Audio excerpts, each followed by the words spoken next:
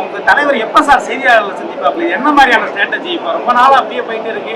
NDTVல of the கேமரால வந்து பேட்டி கொடுக்குறாரு. எப்ப வந்து பொதுவெளியில உங்களை மாதிரி வந்து பத்திரிகையாளர் சந்திக்க போறாரு? தேவையில்லாத ஐடியாலாம் கொடுத்துட்டு நம்மளை இறக்கி விட்டு வெடிக்க பாக்குறானே.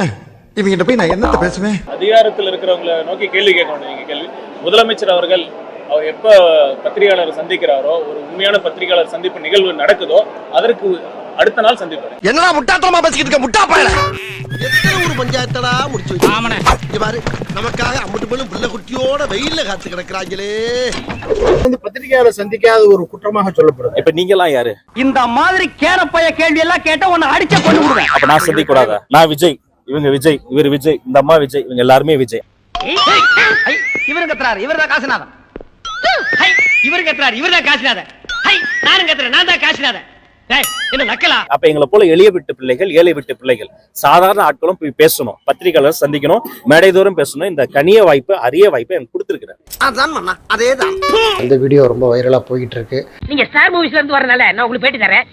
நார்மலா நான் யாருக்கும் பேட்டி கொடுக்கறது இல்ல. சில கேள்விகள் கேட்கணும். ஒண்ணு, கூட்டணி வைக்க போறீங்க அல்லது கூட்டணிக்கு உங்களுக்கு ஒரு அழுத்தம் கொடுக்கப்படுகிறது அப்படின்னு சொல்லப்படுது. உண்மையா?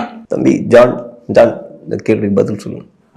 ஓகே, இது மட்டும் சொன்ன போதுமா? ஓகே. சிறுசா இருக்குமோ, ஒருவேளை பெருசா இருக்குமோ, சிறுசா இருக்கே. நான் முதலமைச்சரா ஆவேன், அதுக்காகத்தான் நான் வந்திருக்கேன். ஆஹா, அதே சண்டாளம் தாயா. ஒளிஞ்சிடலான்றது போது வெளியே வாயா. இப்ப என்ன நடந்துச்சோ, இப்ப நீங்க என்ன கேள்வி கேட்கும் போது இப்படி சைட்ல பார்த்து சொன்னோம்ல, ஆமா, அந்த மாதிரி ஜான் சொல்லி கொடுப்பாரு. வாய் மட்டும் தான் அவனுது, வார்த்தை எல்லாம் என்னது? ஜானையே இங்க உட்கார வச்சாலும் அதுக்கே பதில் தெரியாது. வடிவேலு எங்க ஊர்லயே அதிகமா படிச்சது நான் தான். 3ஆம் கிளாஸ் வரைக்கும் படிச்சிருக்கேன். கேள்வி எல்லாமே கேக்குறாங்க, விஜய்க்கு ஒரு கேள்விக்கும் பதில் தரல. தெரியாது சார். விஜய் வந்து சரி பண்ணணும், அது பண்ணலாம் அப்படின்னு அங்க இருந்து கேட்டிருக்காங்க. இந்த மாதிரி சார் இந்த கேள்விக்கு நீங்க அந்த மாதிரி பண்ணும் சார். என்ன சார் நீங்க அடுத்த கேள்வி, என் கூட இருக்கவங்க எல்லாம் சேனைகள் அப்படின்னு இருக்காரு. உன் திருவாய் முடிக்கிட்டு நான் சொல்றதை மட்டும் கேளு. என் கூட இருக்கவங்க எல்லாம் சேனைகள் அப்படின்னு இருக்காரு. இந்த மாதிரி பழமொழியை நான் கேள்விப்பட்டதே இல்ல சார். இந்த எமோஷன் அந்த கேள்விக்கு வேணும், அந்த எமோஷன் இந்த கேள்விக்கு வேணும்.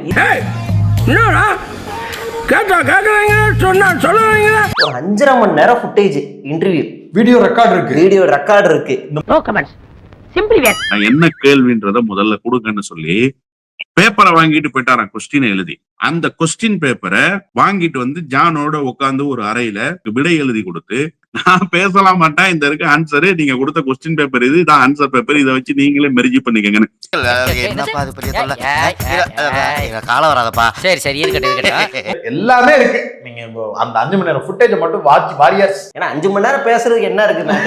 மாநாடுல 20 நிமிஷம் தான் பேசுறாரு, 5 மணி நேரம் என்ன கிழிச்சு தள்ளிருப்பாரு. அப்பனா இதெல்லாம் வந்திருக்கும்ல. என்னையா இதெல்லாம் பப்ளிக்ல பேசு? என்னையா பப்ளிக்?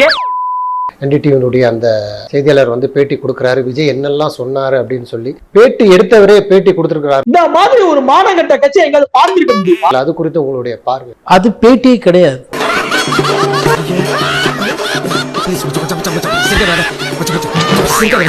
உலக வரலாற்றிலேயே முதல் முறையாக ஆஃப் கேமரா இன்டர்வியூ அப்படின்னு சொல்லி நான் இப்பதான் சார் ஒண்ணு கேள்விப்படுறேன். வீட்டுல கூப்பிட்டு பார்த்து டீ சாப்பிட்டு பேசியிருக்காங்க. அடங்கொம்மால ஆண்மை இல்லை என்றால் ஆஸ்பத்திரிக்கு போங்கடா. சொல்றாங்க இது எப்படி பேட்டி? நிகழ்ச்சிக்கு அவர் வரல, அதனால அங்க வந்தா சிக்கலா இருக்கும்.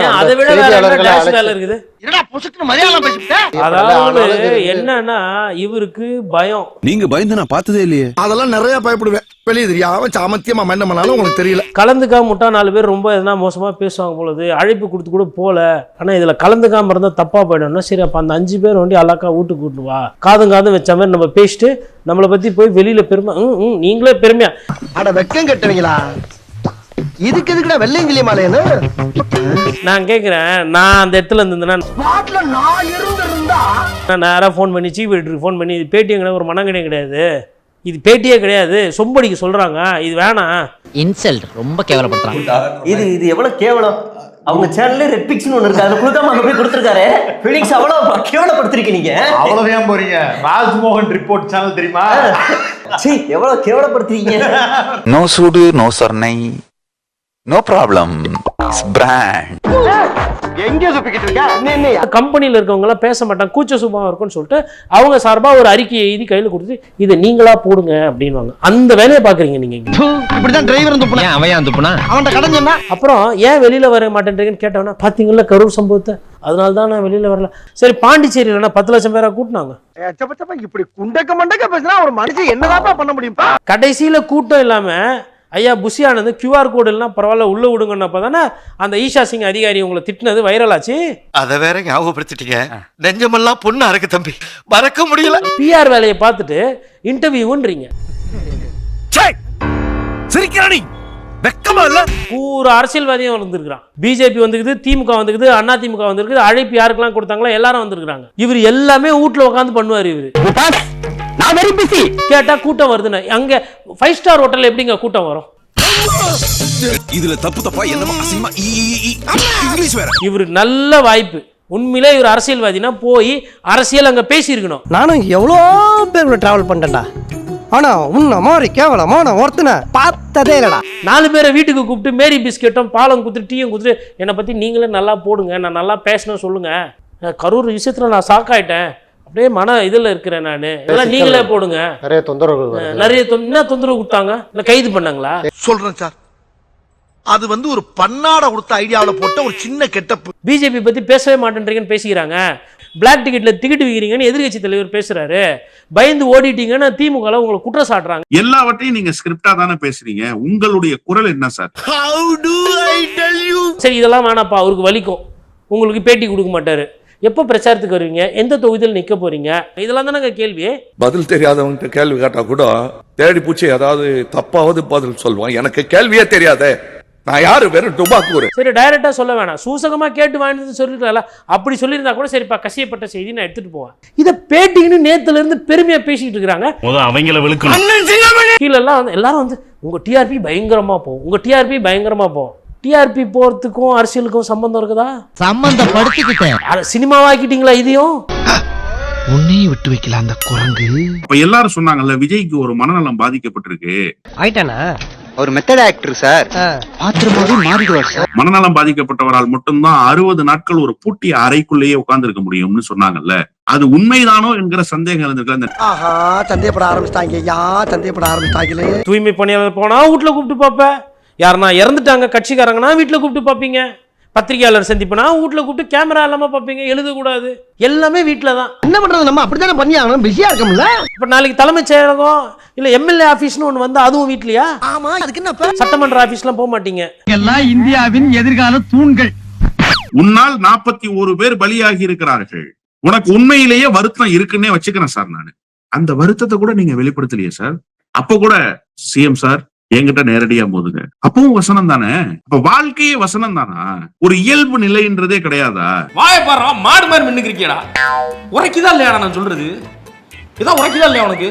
நேற்று ஏதோ ஒரு தொலைக்காட்சியில் பேசும்போது அதை வந்து 27% ஓட்டு. பார்த்தீங்களா? பழைய நம்பர் 40ல் தானே இருந்தீங்க, ஏன் 27 வந்தீங்க?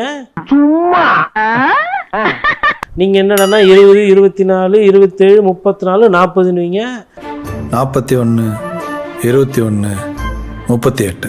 இது மாதிரி எவனா ஷேர் பிடிச்சிருக்கானடா, முதல் முறையா பாக்குறேன்டா. இன்னும் ஒரு சிலர் வந்துட்டு நாங்கள் களத்தில் யார் இருக்கிறார்களோ அவர்களை ஒண்டி தான் எதிர்ப்போன்னுவீங்க. அப்புறம் இந்த சின்ன சின்ன பசங்களெல்லாம் வச்சு பேச வைப்பீங்க. இப்படியே எலெக்ஷனுக்கு ஜெயிச்சுட்டு போயிடணும் விசில் ஊதிக்கிட்டே.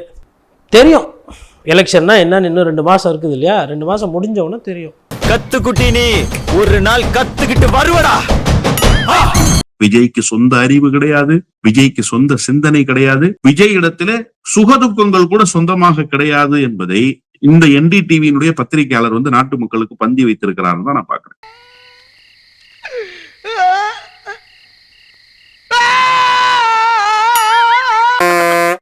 ஸ்டார்ட் பண்ணு.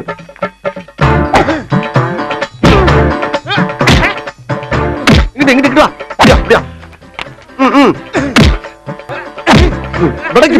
படைக்கல மண்டல மட்டும் அடிச்சிடாத, குலக்கேசல் உள்ள போயிருவேன். சரியா? உங்க வீட்டு பிள்ளையா நினைச்சு எல்லாரும் என்னை மன்னிச்சிருங்க.